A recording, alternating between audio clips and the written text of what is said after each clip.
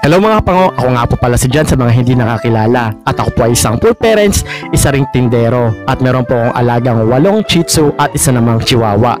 So for today's video, i-share ko nga sa inyo kung paano ko nga ba binabalance or time management sa pag-aalaga ng mga pango at saka naman sa pagtatrabaho.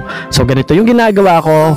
Una pa lang, paggising ko pa lang sa umaga, talaga namang naghahanda na ako, nililinis ko na yung kulungan nila para hindi bumaho. At nagbibigay na rin ako ng pagkain nila para hindi naman sila malipasan ng gutom. Kasi tandaan nyo, yung mga alaga nating Shih Tzu, talaga naman mabilis sila malipasan ng gutom, mabilis sila magsuka, talaga namang matatananta kayo at matatakot kayo. Alam nyo naman, mahal magpabet.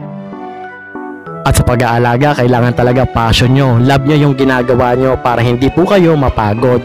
So ang pinapakain ko sa mga alaga kong aso ay dog food, tapos wet food. Pero kay Rabia, dahil gusto niya yung purple sausage, yan yung binibigay ko sa kanya kasi nga buntis si Rabia at malapit na rin siyang manganak. So magiging lolo na naman tayo. Uy, malapit na. So kabuuan pala ni Rabia ngayong August 4 at ngayon po ay 4 na. So hinihintay ko na lang talaga na mag-labor siya. Pero dito naman sa mga alaga nating ibang aso, nagbibigay tayo ng dog food na special dog food at yung ulam naman nila ay Smart Heart na wet food. So mas maganda po, advice ko sa inyo, nagbibigay kayo ng gulay sa mga alaga nyong aso. Cabbage, kahit ano, basta yung hindi makakasama sa kalusugan nila. Kailangan din natin malaman kung ano nga ba yung mga pagkain na hindi pwede at saka maganda para sa mga alaga nating aso. At sa mga nagtatanong naman kung mahirap ba mag-alaga, hindi naman mahirap basta gawin mo na yung ginagawa mo, meron ka ng routine. So mas madali na lang siya lalo na kapag ini-enjoy mo yung company mo with your dogs.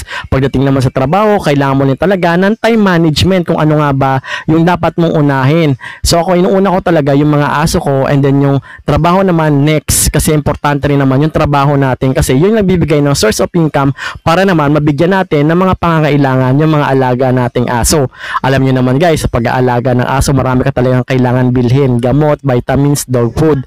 At dito nga guys, kailangan ko nakuhaan si Rabia ng temperature kasi nga malapit na siyang manganak. So nakuha ko pala sa kanyang temperature dito ay 38 degrees Celsius. So ibig sabihin, hindi pa po siya manganganak. Pero guys, kapag yung body temperature ng alaga nating buntis na aso ay bumagsak ng 37 pa ba? Abay! Ayan na, malapit na yung mga anak. At ito na nga rin guys, hinanda ko na rin yung mga kakailanganan ni Rabia. Yung fence, yung tissue na pampatuyo, yung location, importante yan para hindi ma-stress at importante rin talaga na safe yung alaga nyong aso na mommy dog para hindi siya ma-stress, hindi niya bit-bitin yung puppies. At ito na nga yung mga alaga nating aso.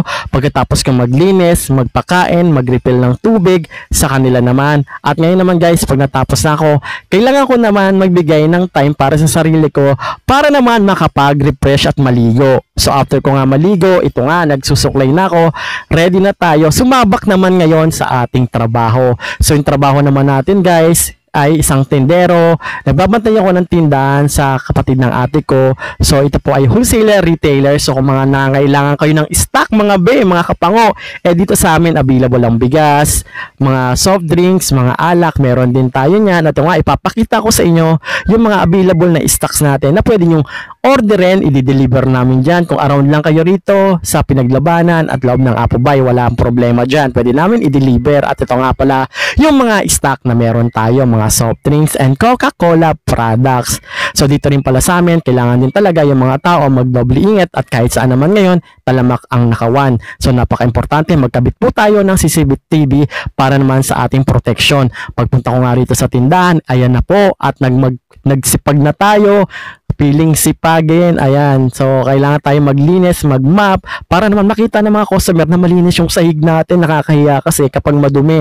At ito na nga rin, nag-refill na rin tayo ng kuba. Alam nyo ba guys, itong kuba na to, talaga namang sobrang benta nito sa amin. At itong kuba na to, talaga namang yan, maraming salamat sa ahente namin ng Kuba kasi sobrang bait niya at maalagain siya sa mga kliyente niya. At pagkatapos ko nga mag-map at maglinis, At tapos na rin tayo mag-refill. Ayan, pwede tayo mag-edit ng video natin sa YouTube at saka sa TikTok, dito na rin sa Facebook. At alam nyo ba guys, dito pala sa Facebook, hindi po ako kumikita kahit maliit na wala po talaga akong kita sa Facebook, mga kapango. Pero sa YouTube, yon, very blessed tayo, very thankful tayo kahit sa maliit na halaga.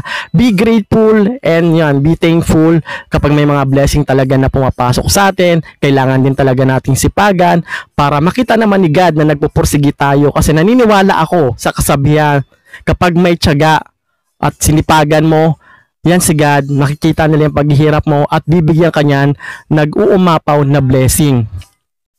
At sa mga kapitbahay nating mga marites, ayan, magbagong buhay na kayo at tupagin nyo yung buhay nyo bago ang buhay ng iba.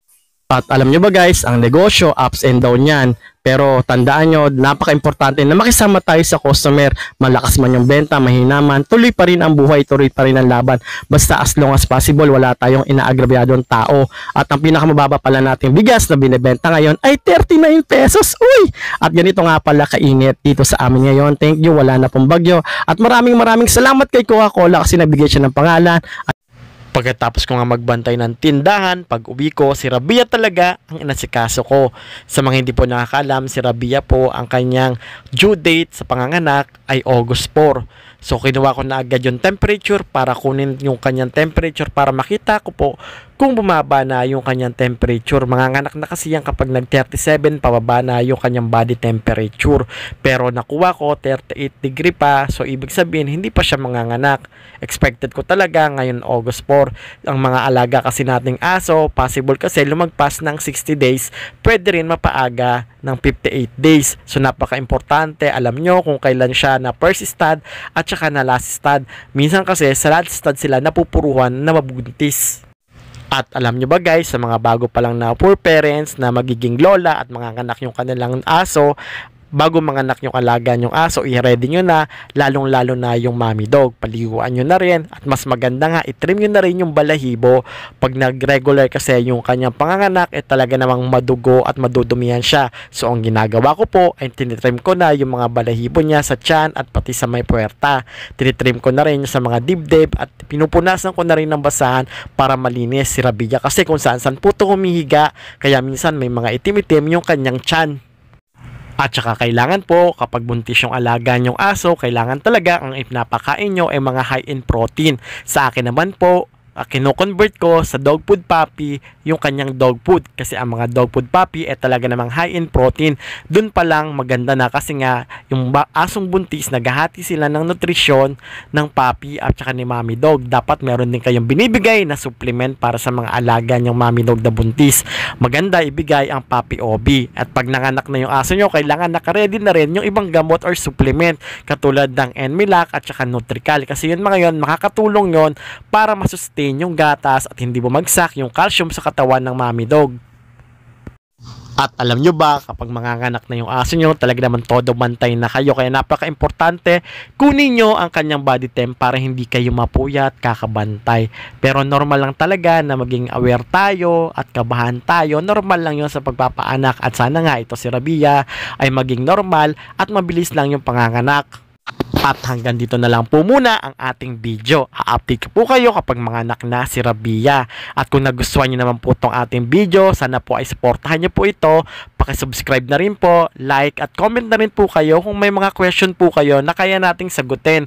At maraming salamat po sa mga nagla-like, share at comment, pati na rin po sa pag-subscribe. Mabuhay po at mag-ingat po tayong lahat. Maraming salamat. Bye-bye!